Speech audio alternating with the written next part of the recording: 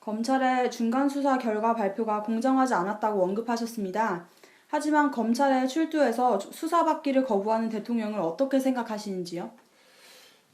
제가 정치부 기자를 4년 정도 하면서 이 정치판에서 일어나고 있는 대한민국 현대 정치사에서 발생하고 있는 사건들을 관찰을 하면서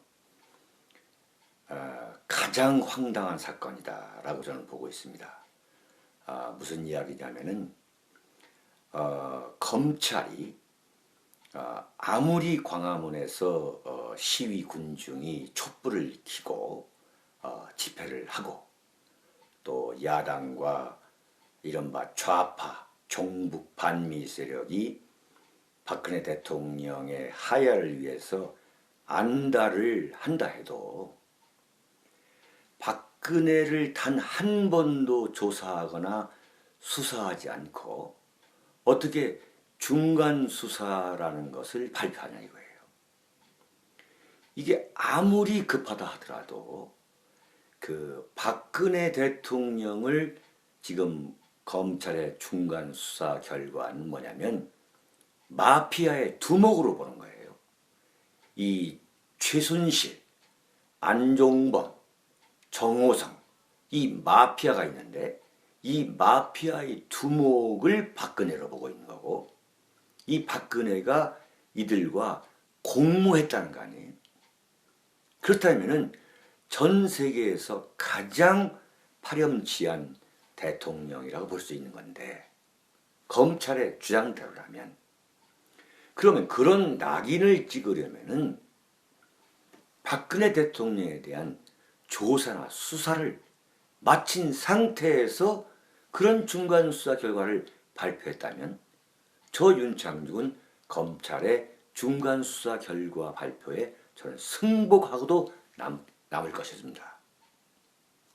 그러나 대통령의 변호인이 갑자기 변호인이 지정된 상태에서 그 변호인이 뭐라고 얘기했냐면은 이 사건이 엄청나게 방대하기 때문에 이 사건을 팔로우를 하려면 시간이 필요하다. 저는 거기에 일리가 있다고 보는 거예요. 왜 일리가 있냐면 대한민국 언론과 야당과 좌파 단체가 총동원돼 가지고 박근혜, 최순실, 안종범, 정호성 뿐만 아니라 심지어 최순실의 강남 집에 있는 신장까지도 전부 다 촬영해가지고 이게 무슨 신발이고 하여튼 엄청나게 이루 말할 수 없는 그 보도를 했는데 그 보도만을 중요한 제목만을 정리하려고 해도 그게 시간이 참 얼마나 많이 걸리는 거 아니겠어요? 상식적으로 볼 때. 그런데 이것을 갑자기 변호인이 이제 기용이 됐는데 그 변호인 이야기가 뭐냐면 이 상황을 파악하려면 시간이 필요하다. 그러니 시간을 달라. 제가 볼 때는 이건 지연작전이 아니에요. 충분히 일리가 있는 주장 아니냐 저는 이렇게 보고 있습니다. 자, 그렇다면은 대통령이 검찰 수사를 받겠다고 분명히 대국민 담화에서 이야기를 했고 그다음에 박근혜 대통령이 특별검사 수사도 받겠다 했지 않습니까? 그렇다면 그 진정성을 우리가 믿어야 하지 않겠어요? 그것까지도 믿지 않는다면 대한민국에서 믿을 것 아무것도 없는 거죠. 자, 그렇다면 그 변호인이 무작정 국민들이 다 지켜보는 가운데 무작정 그 조사나 수사를 연기할 수는 없을 거란 말이죠. 따라서 그 얼마든지 검찰에서 박근혜 대통령을 조사 또는 수사할 수 있었는데 그 기회를 갖지 않고 일방적으로 박근혜 대통령을 피의자로 명명하고 그 소위 말하는 최순실, 안종범, 정호성과 같은 그들과 공모한 참 그야말로 마피아의 두목으로 그렇게 낙인을 찍은 게 과연 옳은 것이냐. 저는 이게 소위 말하는 검찰의 이번 행태는 법이라는 이름의 오만이다. 법이라는 이름을 빙자한 오만한 행동이다. 저는 그렇게 결론을 내리지 않을 수 없습니다. 이번 사건은 박근혜 대통령이 자초한 측면이 강합니다. 저는 인정합니다. 박근혜 대통령은 최순실의 국정농단과 관련해서 헌법 그리고 법과 원칙에 따라서 처벌을 받고 대가를 치를 게 있다면 분명히 치러야 된다는 것이 저의 일관된 입장입니다. 그러나 이번 최순실 농단 사건을 처리하는 과정도 엄격하게 헌법 그리고 법과 원칙에 따라야 한다 저는 보고 있는 거예요. 그런데 지금 보면은 이 야당과 대한민국 언론과 야당은 박근혜의 하야를, 무조건적인 하야를 처음에 요구했던 겁니다. 무조건적인 하야. 자, 지금 신문과 방송에 지금 실리고 있는 수만 가지의 보도가 과연 그 중에서 어떤 것이 진실이고 어떤 것이 객관적인 진실이냐, 총체적인 윤곽이냐가 과연 밝혀졌습니까? 그렇다면 대한민국에서는 말이죠, 광화문에 군중만 모아다 놓고 대한민국 언론이 광기 어린 보도에 혈안이 된다면 어느 대통령이고 박근혜 대통령이 아니더라도 그렇게 광화문에 촛불 시위만 벌이면은 대통령이 하야를 해야 됩니까? 이건 무법천지인 거죠. 저 윤창중이가 주장하는 말은 뭐냐면 박근혜 대통령이 최순실 국정농단과 관련해서 헌법과 법 그리고 원칙에 따라서 처벌받고 응당한 대가를 치러야 된다면 마땅히 치러야 한다 보는 거예요. 절대 법 앞에서 이해가 될 수 없는 거예요. 마찬가지로 대통령이라는 최고 권력자도 무조건 비난의 대상이 될 게 아니라 헌법과 법과 원칙에 따라서 처벌을 받아야 되고 또 대통령의 거취 문제에 대해서도 법과 원칙에 따라서 물러나야 될 거 아니에요. 물러나더라도. 네? 그런데 야당과 대한민국 이 쓰레기 언론들은 말이죠. 어떻게 얘기하고 있냐면은 처음에 뭐라고 했습니까? 무조건 탄핵해야 된다고 했잖아요. 탄핵도 절차가 있는 거 아니겠어요? 탄핵도. 그러다가 탄핵이라는 말을 처음에 내놨다가 국민들이 그야말로 강렬하게 저항하니까 거국 총리를 뽑아야 한다고 했지 않습니까? 이건 대한민국 헌법에도 없고 헌법에 없는 거예요. 거국 총리가 어디 있어요? 총리면 총리인 거지.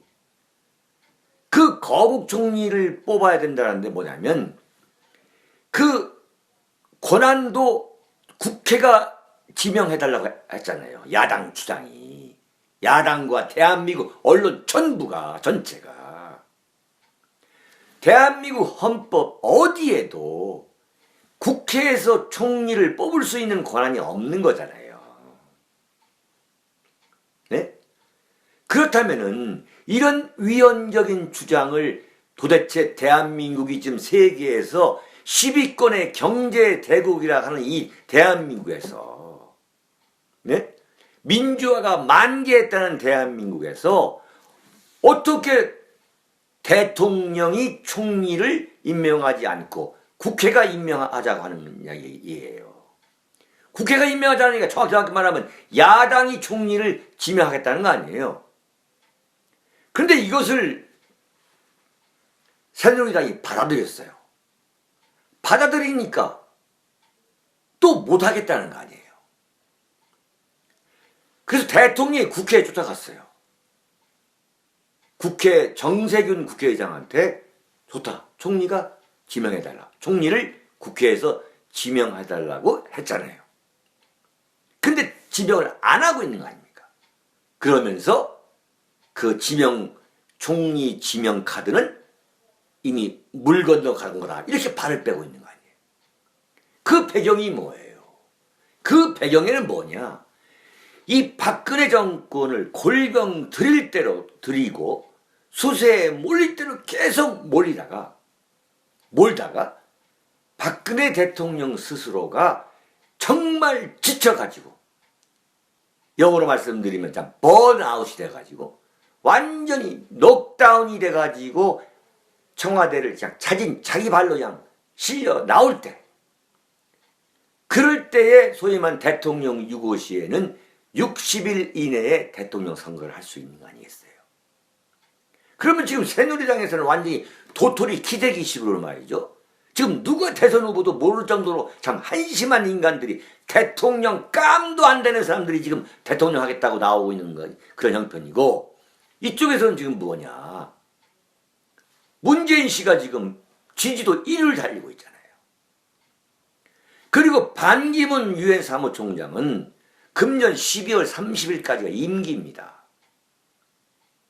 그러면 지금 이 순간에 만약에 박근혜 대통령이 진이 빠져가지고 번아웃이 돼서 도저히 대통령 못 해먹겠다라고 항복선언을 하고 나가면 60일 내에 대통령 선거를 하게 되면 어떻게 되냐? 문재인 씨가 대한민국 대통령이 되는 거예요. 그래서 이제 저 같은 사람이 이건 말도 안 되는 것이다. 헌법 그리고 법과 원칙에 따라야 된다. 이 해법도. 그랬더니 지금 문재인 씨가 뭘 주장하고 있냐면은 대통령을 탄핵은 탄핵대로 하고 총리는 총리대로 국회에서 정하자는 거예요. 자, 그러면은 4년 전에 이른바 박근혜 대통령을 찍었던 사람들의 그 투표 행위는 완전히 아무 의미가 없어지는 거예요.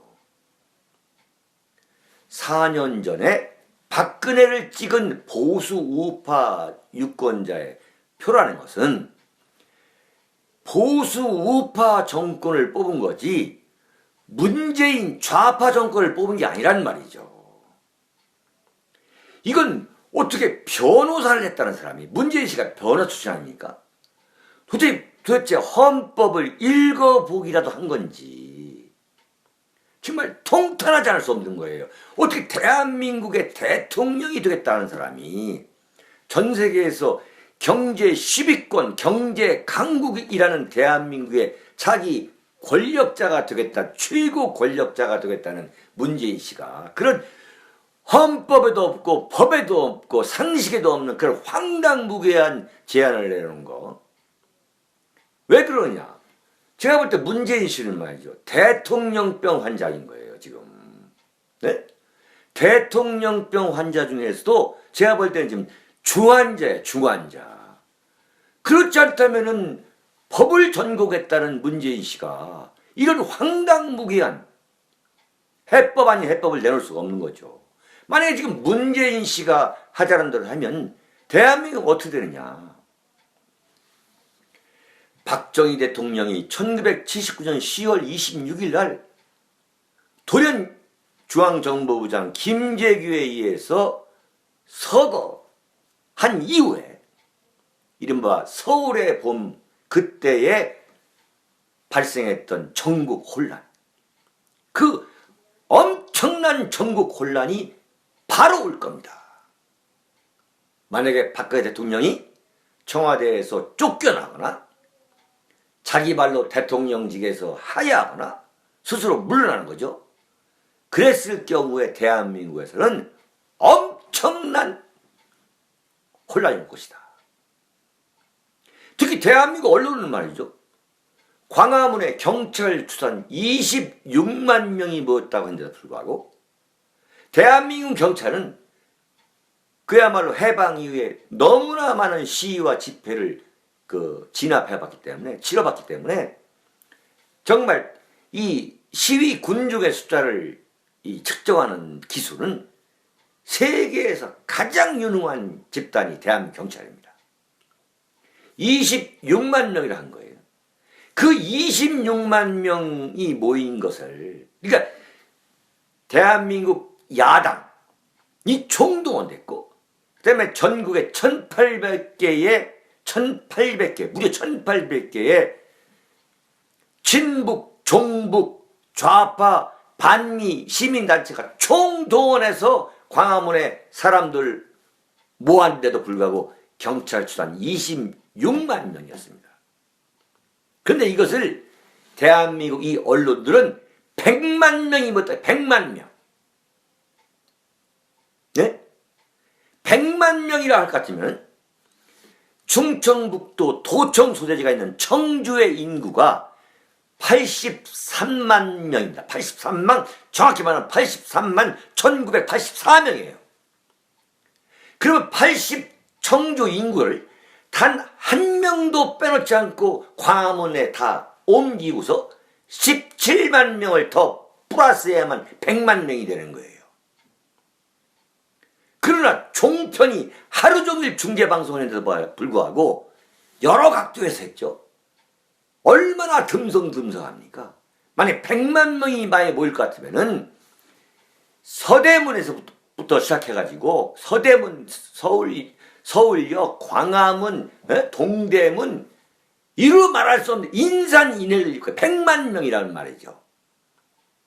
이런 거짓말을 일삼는 대한민국 언론이 지금 총동원돼가지고 야당과 좌파 세력의 소위 말하는 박근혜 대통령 하야를 주장하고 있는 이 마당에서 만약에 박근혜 대통령이 임기를 마치지 못하고 하야를 한다면 이루 말할 수 없는 1979년 11.26 이후의 그 국가적 대혼란, 그 국가적 대혼란이 어떤 또 엄청난 민족적 비극을 또 잉태했습니까? 엄청난 비극이 있었습니다. 내가 굳이 말을 안 하지만 이런 것을 막으려면 어떻게 해야 되냐? 이 박근혜 대통령과 최순실의 국정 이 농단 이 문제 역시 차가운, 정말 차가운 이성의 힘으로, 정말 차가운 민주주의에 대한 인식과 이성의 힘으로 헌법 그리고 법과 원칙에 따라서 철저하게 진행해야 된다. 나는 이래서 절대 야당과 그 대한민국 언론의 그 주장을 조금도 단 1% 저는 받아들일 수 없다고 강조하고 싶습니다. 지금 박근혜 대통령에 대한 탄핵을 하려면 국회의원 300명 중에 200명이 찬성을 해야 됩니다. 근데 현실적으로 지금 새누리당에서 29명이 탄핵에 동조하지 않으면 그 탄핵에 실패할 수밖에 없는데, 정말 작금의 정국을 보면은 얼마나 배은망덕한 이 정치인들이 새누리당 안에서 기생하고 있는지를 참 사랑하고 존경하는 우리 국민 여러분과 제 동포 여러분에게 생생하게 적나라하게 보여주고 있지 않습니까? 네? 소위 말하는 새누리당 안에 있는 비박계, 그 비박계가 뭡니까? 이명박 정권 때 이른바 친이계 아닙니까? 그 친이계가 소위 말하는 친박계로 권력이 넘어가니까 그동안 소외되면서 그 서운하게 당한 거, 그 서운한 거, 그것을 분풀이하고 보복하기 위해서 지금 문재인의 더불어민주당이나 안철수의 국민의당이라든가 이런 야당보다도 더 앞서가지고 광화문 촛불 시위보다도 더 빨리 더 앞장서가지고 박근혜 대통령의 탄핵, 하야, 이선 후퇴를 그야말로 고창하는 모습을 보면서 저는 이들에 대해서 정말 아무리 정치라 하지만, 아무리 정치라는 것은 권력을 탐하는 직업이라 하지만 정말 비애를 느낍니다. 인간적으로 비애를 느껴요. 지금 새누리당이든 한나라당이든 지난 20여 년간 박근혜 대통령이 대한민국 현대 정치사의 무대에 등장한 이후에 박근혜라는 이름 세자 때문에 국회의원 안 된 사람 있으면 나오라 하세요. 네?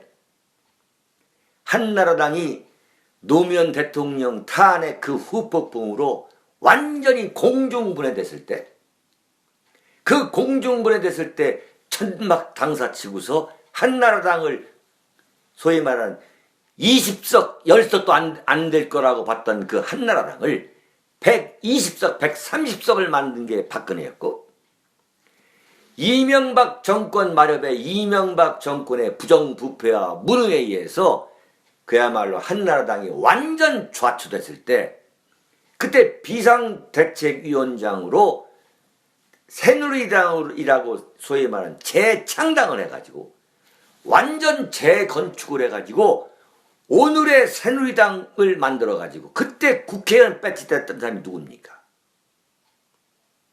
그때 국회의원 선거 19대 선거 때 20대 선거 때 그 19대 선거 때에 국회의원 배지를 그 친이계라는 사람이 이명박 대통령 덕분에 살았습니까? 박근혜 대통령 덕분에 살았습니까? 명백하게 새누리당도 그때 박근혜 비상대책위 비대위원장 덕에 그 됐던 건 사실 아닙니까?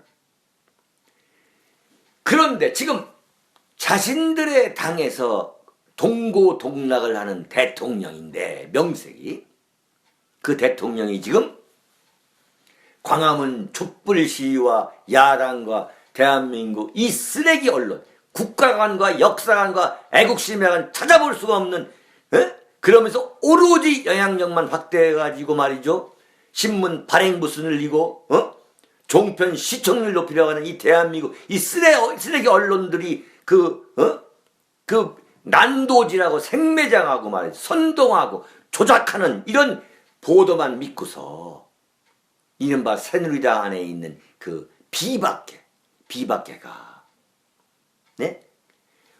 야당보다 말이죠, 소위 진북, 종북, 좌파 세력보다 더 빨리 더 강력하게, 더 매정하게 박근혜 대통령한테 탄핵을 해야 한다, 하야를 해야 한다 하는 걸 볼 때는 이건 정치 도의라고는 찾아볼 수 없는 사람들인 거예요.